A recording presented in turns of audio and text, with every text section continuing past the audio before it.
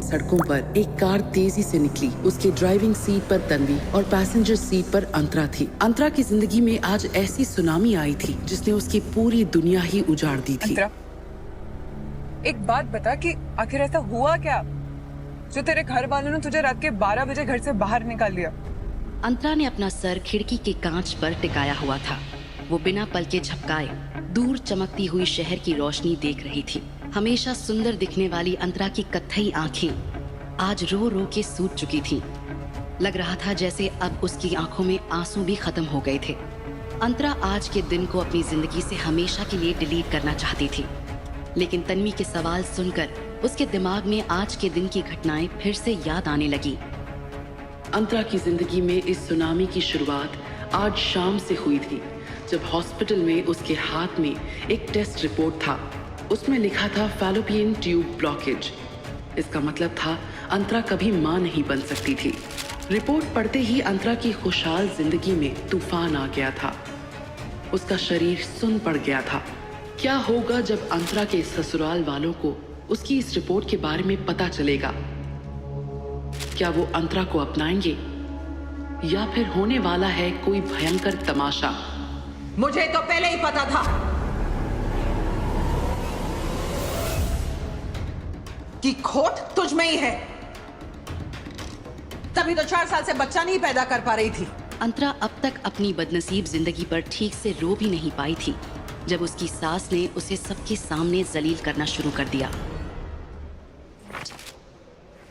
अब चल के बात करें प्लीज। क्यों? यहाँ बात करने में शर्म आ रही है?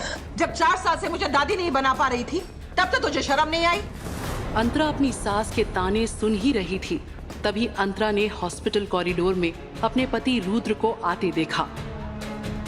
अंतरा उसे देखकर अपने इमोशंस को कंट्रोल नहीं कर पाई।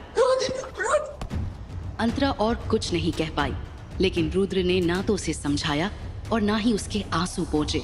उसने अंतरा को अपनी बाहों से दूर कर दिया। माँ, रिपोर्ट पॉजिटिव आई है। सच बेटा? हाँ। माता रानी की बहुत बहुत कृपा है। अंतरा को कुछ समझ नहीं आया। दोनों किसी रिपोर्ट की बात कर रहे थे। तभी पीछे से एक औरत सामने आई। वो गायत्री बंसल थी, अंतरा की कजिन। जुग जुग जियो बेटी, जुग जुग जियो।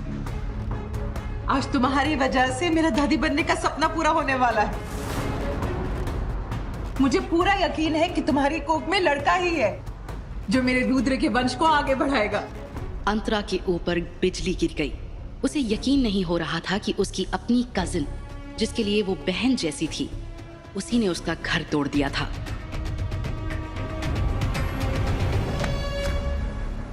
खबरदार, तुमने गायत्री को हाथ भी लगाया तो वो माँ है मेरे होने वाले बच्चे की। अंतरा के दिमाग में एक और धक्का लगा। रुद्र भी उसके लिए उतना ही जिम्मेदार था। तुम दोनों का अफेयर कब से चल रहा है? ये जानने का हक तुम्हें किसने दिया? हमारे परिवार के मामलों में दखल देने की जरूरत नहीं है। मैं आपके परिवार का हिस्सा नहीं। नहीं, तू कभी हमारे परिवार का हिस्सा थी ही नहीं। वो तो मेरे ससुर जी ने जबरदस्ती तुझे मेरे रुद्र के गले बांध दिया था। मधु आहूजा की आवाज बढ़ती जा रही थी और उनके आसपास लोग जमा होने लगे थे। रुद्र आहूजा एक मल्टीनेशनल कंपनी का CEO है और वो इस तमाशे को और नहीं बढ़ाना चाहता था। हम लोग घर चलते हैं, गायत्री को आराम की जरूरत है। हाँ बेटा, चल। अंतरा के सारे सवाल अभी खत्म नहीं हुए थे, लेकिन उसने दुनिया के सामने अपना और अपने परिवार का तमाशा नहीं बनाया।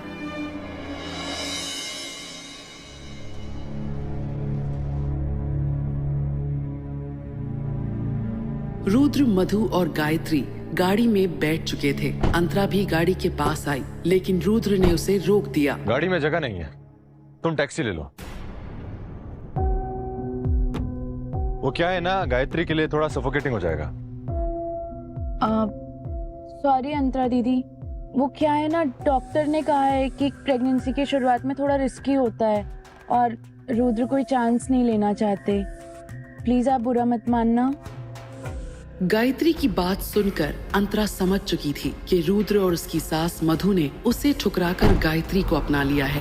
ये देखकर अंतरा को बड़ा धक्का लगा। अंतरा हॉस्पिटल के पार्किंग लॉट से बाहर आई। वो अपनी सास के साथ हॉस्पिटल आई थी, इसीलिए उसके पास टैक्सी के पैसे नहीं थे। उस वजह से उसने घर की तरफ चलना शुरू कर दिया। अंतरा हाउसवाइफ थी और उसे अपने पास पैसे रखने की इजाजत नहीं थी। यहाँ तक कि घर का सामान लेने के लिए भी अंतरा को अपनी सास मधु से पैसे मांगने पड़ते थे। रुद्र को ये बात अच्छी तरह पता थी, फिर भी वो अंतरा को हॉस्पिटल में ऐसे ही छोड़कर चला गया था। पैदल चलकर 1 घंटे बाद अंतरा घर पहुंची। मधु और रुद्र को लगा था कि वो घर वापस नहीं आएगी, लेकिन अंतरा का उसके पति रुद्र के सिवा और कोई नहीं था। वो जाती भी तो कहाँ जाती। तुझ में कोई लाज शर्म है कि नहीं? तुझसे कहा था ना कि इस घर में तेरे लिए कोई जगह नहीं है।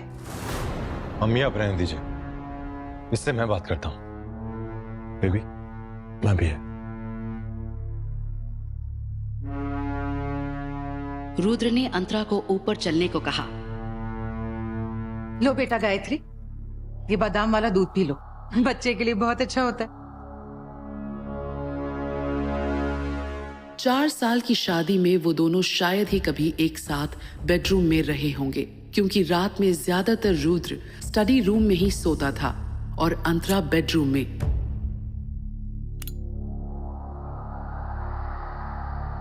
अपनी शर्तें बताओ। क्या? डिवोर्स करने के लिए तुम्हें कितने पैसे चाहिए? पैसों के लिए शादी करी थी ना तुमने मुझसे। रुद्र की बात सुनकर अंतरा हक्की बक्की रह गई। नहीं रुद्र, मैंने आपसे शादी इसलिए की थी क्योंकि मैं आपको पसंद करती थी और दादाजी की भी यही आखिरी इच्छा थी। बस करो, मैं अच्छे से जानता हूं कि तुमने दादाजी का इस्तेमाल किया था मुझसे शादी करने के लिए। और दादाजी अब इस दुनिया में नहीं रहे, तो उनका नाम लेकर के मुझे ब्लैकमेल करना बंद करो और क्लियरली बताओ कि तुम्हें कितने पैसे चाहिए डिवोर्स के लिए। अंतरा को यकीन नहीं हो रहा था कि उसकी शादी खत्म होने जा रही थी। रुद्र की बातें सुनकर उसकी आंखों से आंसू निकल रहे थे, लेकिन वो बह नहीं पा रहे थे, मानो उसकी आंखों में जम गए हों। क्या कीमत है तुम्हारी? रुद्र, तुम 4 साल में भी मुझे बिल्कुल नहीं समझ पाए। बार बार पूछने पर भी अंतरा जवाब नहीं दे रही थी, इसलिए रुद्र ने चिढ़कर अपनी चेकबुक निकाली और एक चेक पर अंतरा का नाम लिखने लगा। तुम्हें जो समझना है समझ लो, इसमें जो अमाउंट भरना है भर देना, मैं साइन कर दूंगा। और हाँ, कल फैमिली कोर्ट पहुंच जाना, डिवोर्स का प्रोसीजर करना है।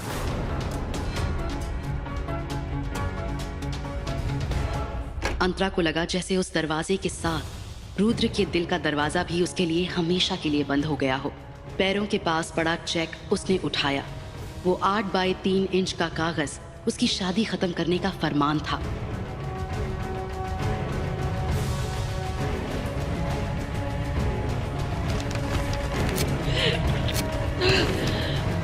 अब तक रुके हुए उसके आंसू अब बहने लगे थे। वो फूट फूट कर रो पड़ी, मानो एक पल में उसकी जिंदगी बिखरती हुई दिख रही थी। कुछ देर बाद दरवाजा खुलने की आवाज आई। उसे लगा रुद्र आया होगा।